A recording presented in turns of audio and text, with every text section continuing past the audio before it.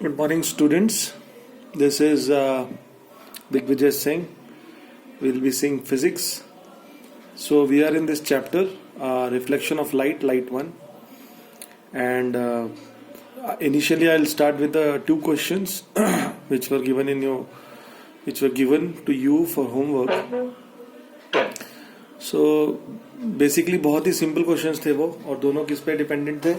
Laws of reflection के ऊपर depend थे, बट ट्रिकी क्वेश्चंस थे. तो मैं आपको दिखाता हूँ वो कैसे सॉल्व करने थे. पहला एक क्वेश्चन नंबर 2 था मेरा. क्वेश्चन नंबर 1 था what is law of reflection, and state law of reflection and diagram बनाना था उसका. क्वेश्चन नंबर 2 था कि एक प्लेन मिरर है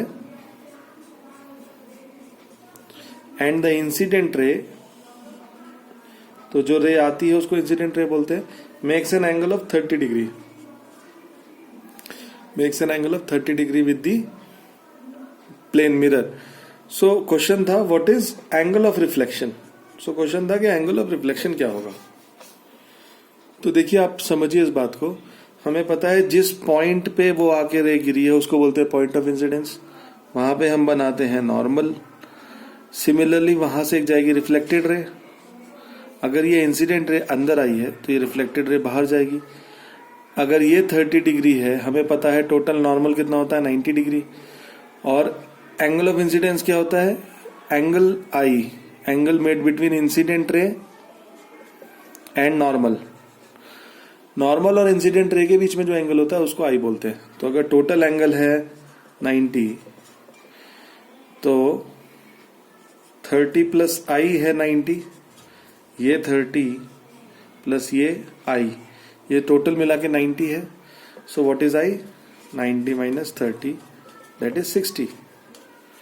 तो 60 डिग्री जो है वो आई है, और लॉ ऑफ रिफ्लेक्शन से आपको पता है कि आई इज इक्वल टू आर. तो इसका मतलब आर क्या होगा? 60 डिग्री. तो इसका आंसर था R is equal to 60 degree. बहुत बच्चे कंफ्यूज हो गए, उन्होंने आंसर 30 लिखा है. आई डोंट नो क्यों. तो कृपया ध्यान दीजिए, ट्रिकी क्वेश्चन था. तो ये पार्ट 30 होगा और ये पार्ट 60 होगा. और मैंने आपसे ये पूछा था what is angle R. So this was question number 2.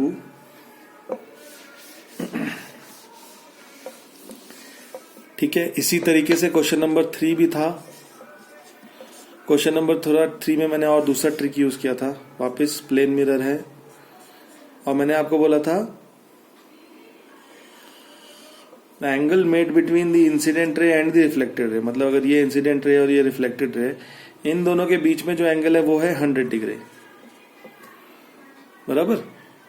तो अब अगर आपको लॉज ऑफ रिफ्लेक्शन पूरा अच्छे से रूल्स याद हैं, तो मुझे पता है angle I is equal to angle R. और अब मैंने आपको यहाँ पे गिवन में क्या दिया है कि I plus R is equal to 100. तो इसका मतलब I plus R is I plus I is equal to 2i. So 2i is equal to 100. तो इसका मतलब आई कितना हुआ? 50 डिग्री. तो एंगल ऑफ इंसिडेंस कितना हुआ? 50 डिग्री. तो इसका मतलब एंगल ऑफ रिफ्लेक्शन भी कितना हुआ? 50 डिग्री. बराबर है. और हमें पता है पॉइंट ऑफ इंसिडेंस में आप क्या बनाएंगे? नॉर्मल. तो अगर ये इंसिडेंट रे है, ये रिफ्लेक्टेड रे है, ये नॉर्मल है, ये 100 है, ये 100 है, तो इसका मतलब क्या आया? ये 50 है और ये भी 50 है.